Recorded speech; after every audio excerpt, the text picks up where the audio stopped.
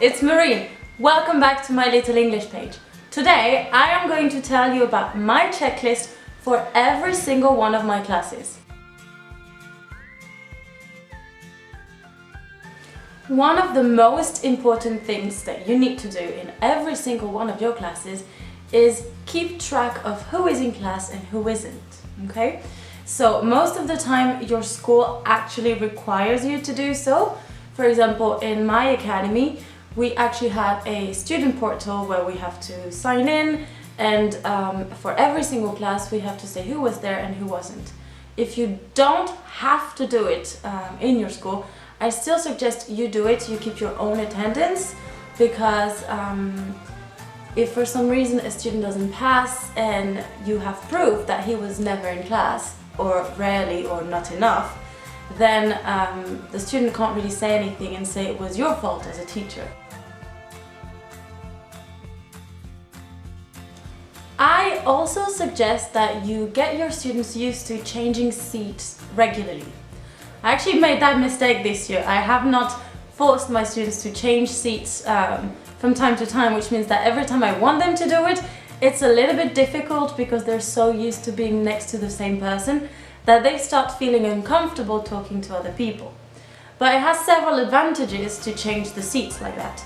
First, sometimes you have groups that always sit together, and like I said before, they become really uncomfortable when it comes to talking to other people.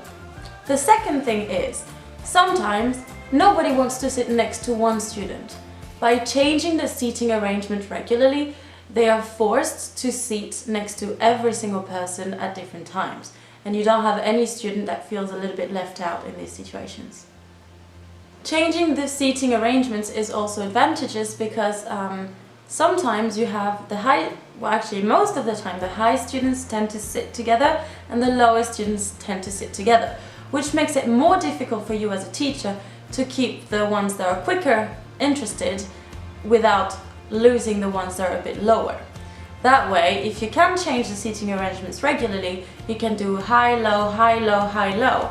The lower student learns from the more advanced student, and the more advanced student actually gets to reinforce his knowledge by somehow helping and in some cases even teaching the lower student. Make sure every single one of your students says something in every class. We all have a few students that are more shy than others, and that's fine, so don't put them on the spot by having them come up to the board, for example. But you need to make sure that they practice speaking, because that happens a lot. Good students are really comfortable with writing or reading, things like that. They don't want to talk because they're self-aware or self-conscious of how they speak, that it's not perfect, but that's how you learn. You want to make sure that you show your students why you're teaching them a grammar point, some kind of vocabulary, because most of the times it's extremely abstract. What is the point of learning active and passive voice? What is the point of learning so many phrasal verbs? My students, for example, they're all preparing either Trinity or Cambridge, so when I'm explaining a grammar point, I will show them where exactly in the exam they will need that grammar point. I mentioned active and passive voice. Where do you see it? You see it in the part 4 in part 4 of Use of English, where they have to paraphrase. So I show them different ways of paraphrasing with the grammar that I just showed them. And somehow, when you explain why you're teaching them something, the students seem to accept it a lot easier. And last but not least, you need to tidy up your room. Yes, this is something that actually really annoys me. It's always very pleasant to walk into a classroom that is nice, tidy, the board is erased, but it's not always the case. So you don't like to tidy other people's crap, so make sure you tidy your own crap, okay? So very silly things. Clean up the board, push the chairs in before you leave and make sure there are no little papers on the tables or on the floor.